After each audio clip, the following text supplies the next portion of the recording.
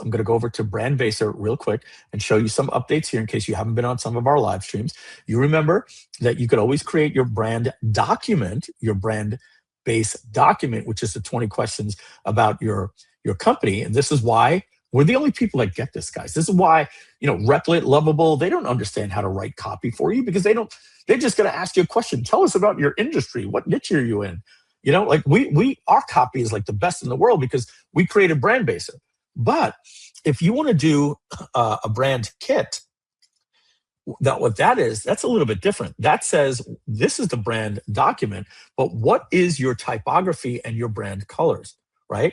So the way this works is when you click create a new brand kit, you give it a name, and then you attach the knowledge document that we're going to use with it. And then you choose from one of these presets here. So if you wanted to use this, you could see what that would look like, light mode or dark mode. If you want to be like, let's say in health and wellness, but like this is not quite your green, see this modify? You just click modify, you go to the modify tab and you can change it. And you choose the exact fonts that you want.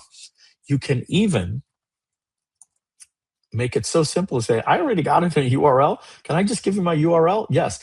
Quicker than you can count down from 5 very slowly. 5, 4, 3, 2, 1.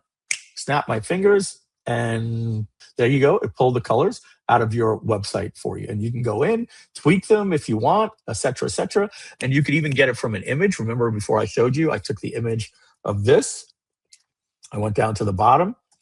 And I took this image, and that's how we got Affiliate Pages colors to look like that. And then once you're done, you click Save, and you have a brand kit. And once you have a brand kit, you can export the assets. So you can download the style guide and your brand-based guide, or everything combined.